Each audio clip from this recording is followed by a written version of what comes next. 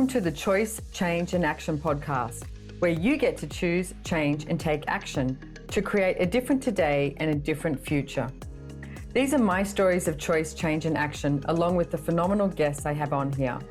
From a really young age, I've always desired to create a change in the world. The planet has been a constant inspiration to me, and Access Consciousness has shown me the tools to know that anything is possible. And I keep choosing. What are you going to choose?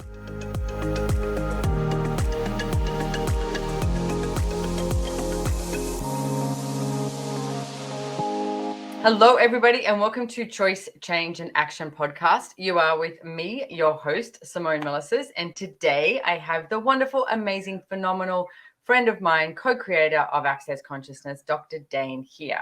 So welcome, Hello. Dain. Hi. Hey, I'm going to get to see you. That reminds me of the voice I had when I first met you. Hi, how you doing? I'm Mickey Mouse.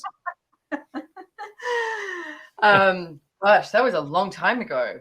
Like Mm-hmm. a long time ago, over 20 years ago. I'm guessing, I keep saying over 20 years, and I'm going to go 22, about 22 years ago that I met you in Sydney, Australia. So, and there is so many tools in Access Consciousness, like a godzillion tools in Access Consciousness. And one of the tools I wanted to talk to you about today was allowance. Now, this is interesting because I quite often just Google different things and see, you know, what the world thinks about something as well. And everywhere I Googled, like, what is allowance? What is being an allowance or anything like that? It was all about money. And it was all about, I don't know if that makes sense if it's translated, but I think you do that in America too, don't you? You get your allowance each week or pocket money. Yeah. Or at least you're supposed to, or some. The idea, the utopian ideal is that you get pocket money from your parents because they think you're so fabulous and you get an allowance, right? So then I'm Googling and that's all I can find. And then I find this one thing in LinkedIn and I'm reading it and I'm like, God damn, this person must do Access, like the way that they're talking about allowance. And they're talking about allowance has no point of view, no conclusions, and no expectations. Being fully in allowance is where everything just is and has no relationship to you. Where everyone and anyone says, like if anyone says or does anything, it's your own interesting point of view, etc. So they're throwing a whole lot of, not throwing, they're talking about a whole lot of different Access Consciousness tools. And it made me realize how much we address a tool and talk about something, and yet maybe the world doesn't know about it. Like I heard you talking recently in regards to allowance. And one of the things that really pinged me, Dain, was, and I'm going to ask you two things. One is if you can give me your definition of allowance. And the second thing is you said, well, how many people have misidentified that when you're in allowance, you just don't care? I was like, yeah. Well, so let's talk about allowance because even this, I mean, you know, you have a lot of people that have listened to you for a long time who probably have no clue about allowance. So, and you realize, you know, I'm sure it's that way for anybody who does anything in a concerted way, you know, physicists, belly dancers, archers, people who shoot bow and arrow. You know, it's like you talk about things because you have such a familiarity with it, but you sort of expect that other people will get it. But that's one of the things that the concepts of access are so simple, but also so different than what is the norm that you need to hear it again and again and again and again. And so my definition of allowance, you know, we have our definition in access, which is where everything exists as just an interesting point of view, which is where there is no point of view about it except an interesting point of view. And for me, you know, that quote unquote definition works, but what I would like to, because the definition is one thing, you know, how many words have you had defined for you that you're not living? You know, what I'm interested in is living it, being allowance. And so that is where your life takes on a fundamentally different, a fundamentally more expansive, a fundamentally more enjoyable quality. And that's when you make the choice to be allowance. And what was the second question? Well, you spoke about how, like, so you've now given your idea of allowance, and you spoke about how many times people have not been in allowance because in this reality, perhaps they think it's misidentified as you don't care. So if I'm in allowance of you, if I'm in allowance of somebody, let's use relationship as an example, any form of relationship, whether it's your kids, your partner, colleagues, or anything, you're in relationship with everyone. But if you are in allowance of someone, and how much has it been misidentified that you just don't care? Yeah. That's what I was. Well, and this is actually really big. So let's talk about what allowance is again, which is where everything that anyone chooses, including you, is just an interesting point of view, meaning it's not right, it's not wrong, it's not good, it's not bad, it's not a judgeable offense. It's not a reason to separate from them. It's not a reason to separate from you. It's not a reason to make them wrong. It's not a reason to hate them. It's just an interesting point of view. And in just saying that, when people hear it, oftentimes there are two things that go on. The one that you mentioned, where people think that you just don't care. And then the other thing is, well, you're going to be a doormat. You're just, well, how do you know who to fight against? It's like, well, that's the exact point, is there is no more fight. Well, but if you're not fighting, people will walk all over you. It's like, no, if you're not coming down to the level at which a fight occurs, nobody can fight you if you're not fighting them. So allowance, and just in this tiny part of conversation that we've had, you see that it's so much bigger than what most people can even fathom. And what most people are looking to do is hear a piece of information so they can reject it, so they don't have to change anything, so they can go on complaining about their lives rather than changing and having the life they actually desire, because then they'd have nothing to complain about and talk to their friends about. So this idea that you don't care, like, here's the other thing you start to realize when you start to function from allowance, which is, it is the place of ultimate caring for you and everyone else.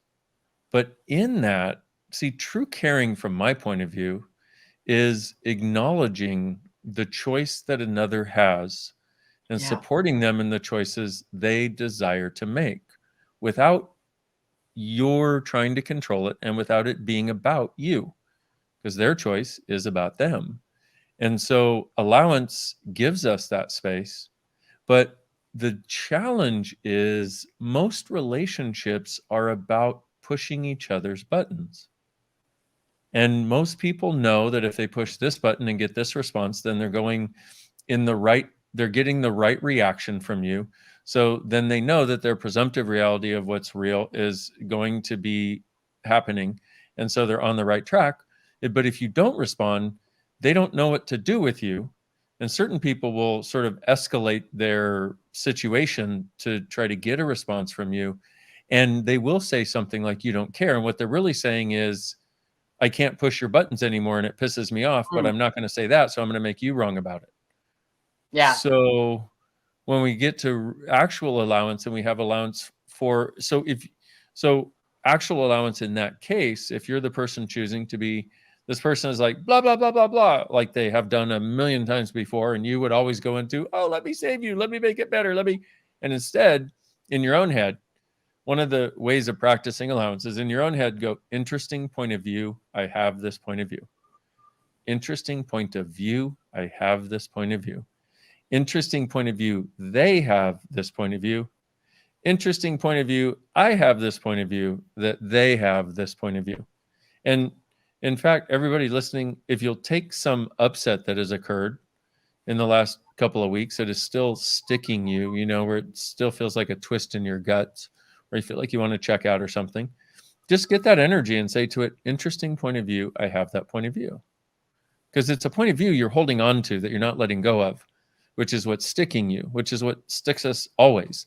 And so in interesting point of view, it ceases to be something that you hold on to, ceases to be positive and negative, right and wrong, good and bad. It just is. So you go, interesting point of view, I have this point of view.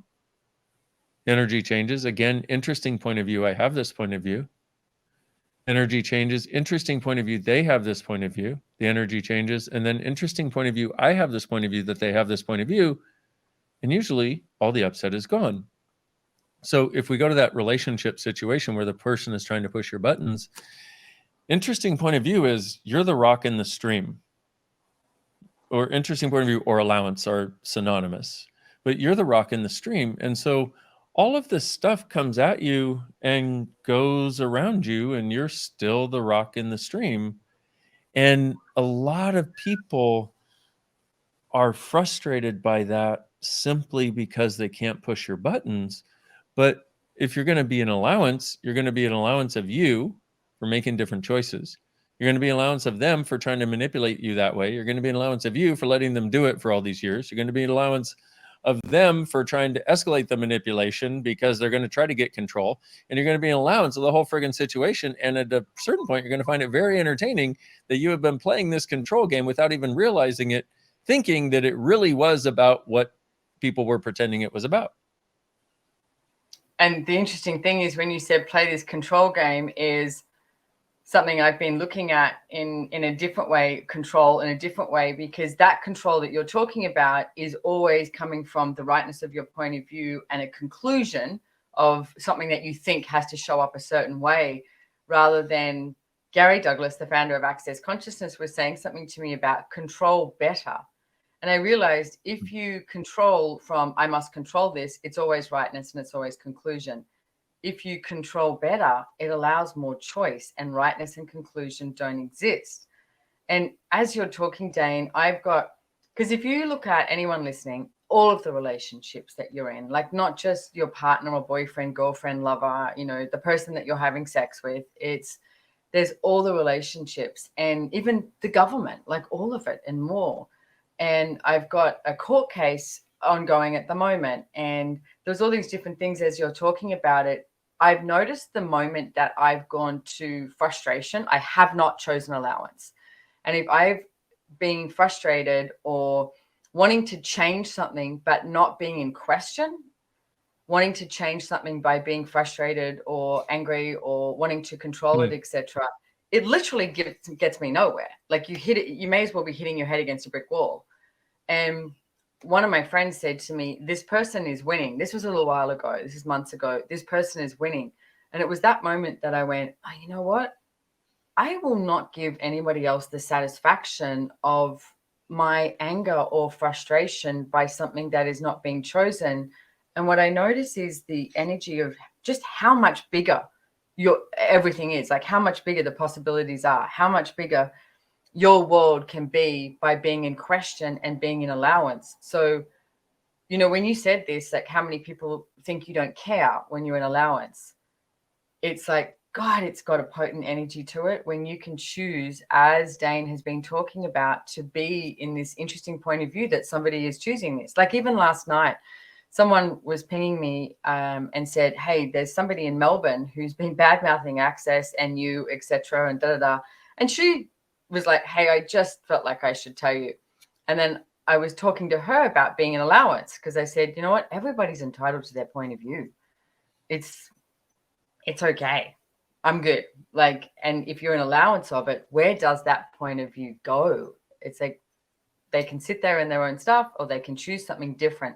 And for me, and I know you, Dain, is the place of really desiring for people to choose whatever works for them, like whatever creates something greater for them.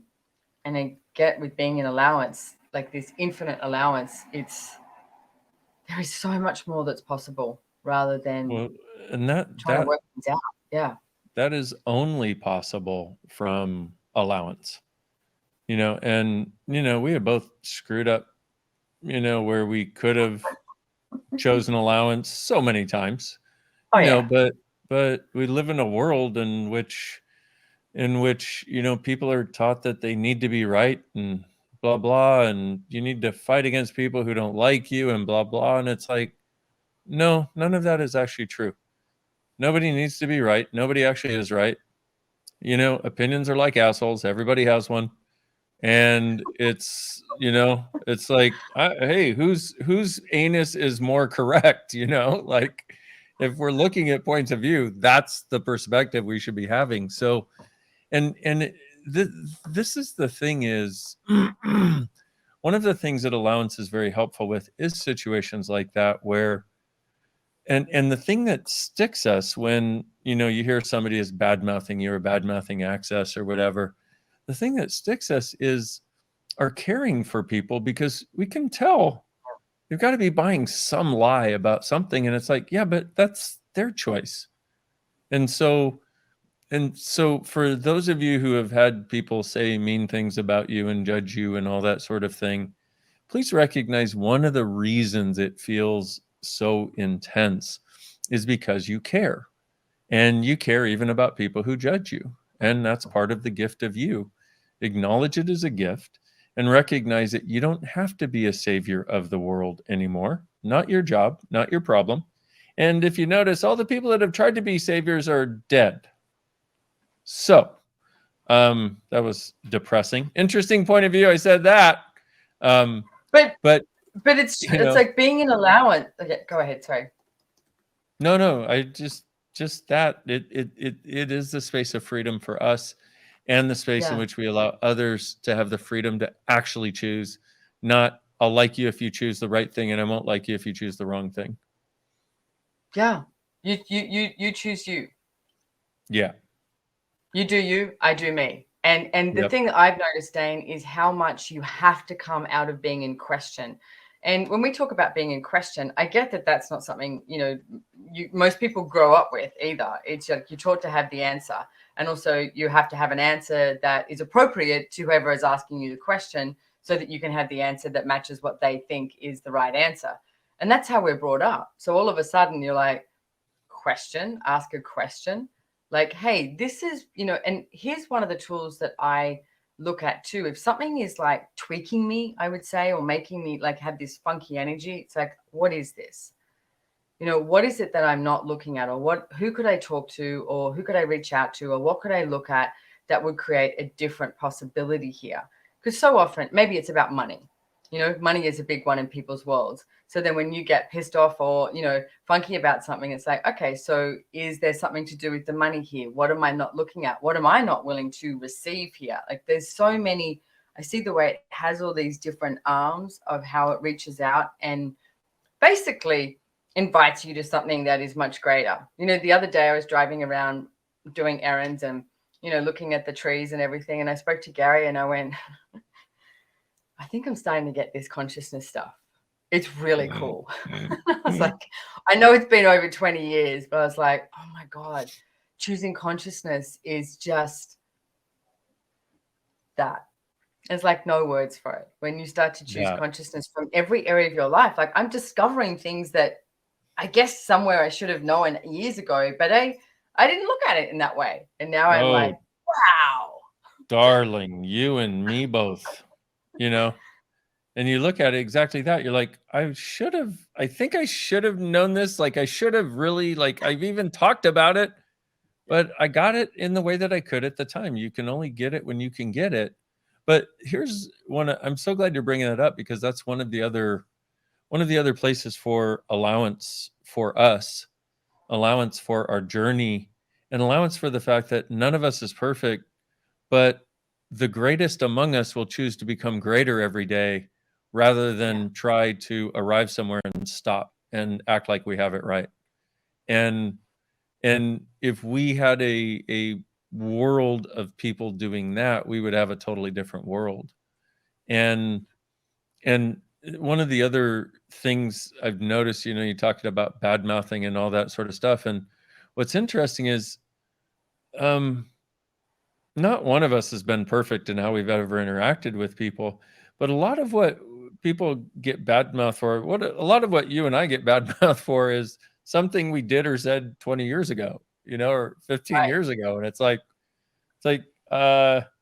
yeah, so I was different, but I change every single day. Oh my gosh. Absolutely. Absolutely. Like some of the shit that I've done or said, or control freak of magnitude, conclusionist of magnitude, rightness lady, woman of magnitude, like all of that and more. And I'm not saying I'm clear on all of that, but holy shit, have the mountains, come rolling in and change so much. And what else is possible as well?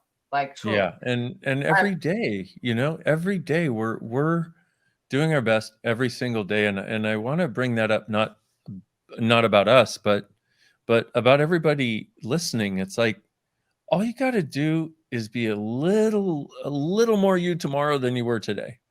Yeah. Just a little bit each day adds up so dynamically. And this is one of the greatest places to have allowance, is for us on our journey, where we are, also where we're not, where we'd like to be, where we can't even fathom that we could go, where, it's so much kinder to us. And it allows us to relax into the beauty of this journey of this thing called consciousness. And I know we've both given the definition of consciousness thousands of times, but it's where everything exists and nothing is judged. Yeah. No judgment at all of you, of me, of your body, of my body, of anyone, of anything, of any person, of any person's choices. And from there, and no judgment and allowance, an interesting point of view, really go dynamically together. They're sort of the embodiment of each other, if you will. And it's such a different space. And it's also not something we can get right. And it's Trust also me, I've tried. you and me both, I mean, and it's also not something that we're doing wrong. It's just what is, but it presents possibilities for how we can be in our lives and interacting with everybody that we're in relationship with in any way. And even those we're not, quote unquote, in relationship with, although to a certain extent we are in relationship with every single person on the planet in one way or another. But like, just imagine for a moment a world with no judgment, and a world where you could not be spurred into going into judgment no matter what. You wake up and it's just not there. And that little machine starts, the one that when you're happy and you feel really good when you wake up, starts looking for what needs to be figured out. What is wrong? What do I need to do to stop this? That little machine tries and it goes, and you have a slight smell of smoke and it's not there anymore. And imagine you couldn't reconstitute it. And just imagine the first couple hours of your day, the first, let's say 3 to 4 hours of your day, absolutely no judgment of you, of your body, of your partner, of your life, of your money, of your future, of your house, of your living situation, of your clothes, of the stains on the carpet, of your dog, of your kids. Whoa. Especially the stains on your carpet. That's right. Now, my imagination started going somewhere with that, but we'll leave it at that. Oh, yeah. Picked up the visuals I was putting out. But it's so true. So there's two things I want to mention, or I guess reiterate with what you said. One thing you said, like when you've arrived somewhere and you stop. What if you didn't? What if you were always seeking something else, and not from you're not content or happy with what is going on, but reach further for something greater. Like, I love the way you said, what if each day you're greater than you were yesterday? And, I'm learning Italian at the moment, and people keep saying to me, oh, how's your Italian going? And I go, I know more Italian today than I knew yesterday. And I'm going with that, because if I went to the judgment of how many times I haven't practiced Italian or I haven't done something, then what is that creating? It just creates this like heaviness in my world, rather than being an allowance. And when I get the moments in my schedule that I can, then I do. So I know more than I did yesterday. And there's a calmness in my world for being that with myself. And I'm going to ask that anywhere, as Dain was talking about this too, when he mentioned everything, especially that stain in the carpet, if you have a judgment of anything that's coming up with all those different scenarios, what if you stopped the judgment and you reached into what would it be like if you were in allowance of the stain in the carpet, of the money, of your body, of your relationships, of all of it, and be with that and ask another question and then ask another question. And if when we say ask a question, you're like, what the fuck? How do I ask a question? Even hey, what's next? What else is possible here? How does it get any better than this? Like, any question is a great question. It will always show you something different. It will move you forward. And that, my friends, is what I get, is so much of being in allowance allows you to move forward in all areas of your life. But you can't work it out. You can't get it right. You can't conclude it. This is the adventure of living for me. The adventure. Who wants that? Living. I mean, you and I refer to that a lot, like, because we can get so like we've got 50 billion things on, and both of us, I know in the past years and still now and still practice this in ourselves, is to live, like, enjoy our life, enjoy it. That is everything. And this, it's funny because if you boil it down, so much of what we talk about, so much of the tools that we are out in the world giving people is so they can enjoy their lives. Yeah. It's kind of simple, Yeah. That's it. Goodbye. Enjoy your life. Enjoy your life. Bye-bye. Okay. I'm out of judgment. Yeah. But it's true. And enjoy your money. Enjoy all of it. Yeah. Enjoy. Oh, I do these things called ESBs, and I've been doing 16 days in a row on money, which for me is one of the coolest things in the world, because ESB is an energetic interaction with people. It's an energetic group session. And I've been having all these different awarenesses regarding money, but very few of them have words. And I went, oh, how could I contribute this to people? So anyway, we're on day, I don't know, 10 or something like that of 16. But one of the things I suggested to everybody yesterday, I said, okay, for 24 hours, I said, look, I'm giving you homework. It's going to be really tough and you're going to hate it, but do it. I said, okay, for the next 24 hours, your life is great. Everything about your life is great. Like, no, if you have this thing of, it's not, oh my goodness, I never have people around me. It's, I am so brilliant for not having people around me. I don't really like people anyway, except in the way that I like them, and that's it. So how brilliant am I? How wonderful am I for creating it this way? And look at everything in your life that you've been judging and just go, this is great. Look at how brilliantly I created this. I love it. And some people are, who are like, oh, well, I'm lazy and I don't get enough done. I said, well, how about if you look at the fact that even though you put in less effort than everybody else, you're still making ends meet and you're still having a majority of what you desire to do, though perhaps not everything. But what if you're doing great? And it is a definite perspective changer. So for everybody listening, if you'd like to, your choice, your life, you do you, 24 hours of, this is great. I am great. And anything that's not great is obviously not yours for the next 24 hours. We usually say, ask, is this mine or who does this belong to? But no, for the next 24 hours, just assume if it's not awesome, it's not me and it's not mine. Bye-bye. See how that works out. I love it. Thank you so much. I'm going to practice that as I jump in the car and I travel down to the airport, Sydney, and then tomorrow to America. So life is great. Everything is good. What if everything was great? So Dain, I want to say thank you so much for being here with me today. It's always such a pleasure chatting to you, and there's 50 billion things that we could talk about. And at the moment, I'm going to end this on the allowance and what if life was great. And I'd like to invite you all to go check out relationshipsdonedifferent.com/allowance. And all the notes will be in there. We have I was saying to Dan before, I'm not really big keen on the word challenge, but what if it could be like creating your life as a greatness for 30 days?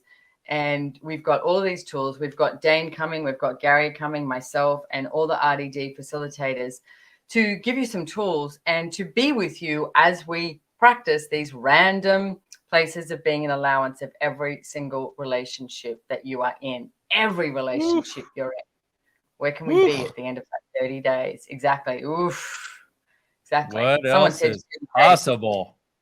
Someone sent me this thing and said, you make a lot of noises when you facilitate. And they started taking the noises. I was like, because I'm like, boop, boop, doop, oh, okay. Oof. That's a good word, though. That describes everything. Oof. So I've never noticed, but now I'm going to be an allowance of your noises while I notice them. How about that? Yeah, I love it. Cool. Thank you. I'm grateful for that. So thank you everyone for being here. Go check it out in the show notes, etc. And Dain, I'll see you soon. And everyone else, I'll see you next time. Anything else you want to leave everyone with? I would just like to say, what if you truly being you, enjoying the gift of being an allowance for everyone and everything, are the gift, the change, and the possibility this world requires? Yep. You mean everybody can be a gift? Yes, they can. Woo. All right, boom. See, there you go. Thanks, everybody. Goodbye.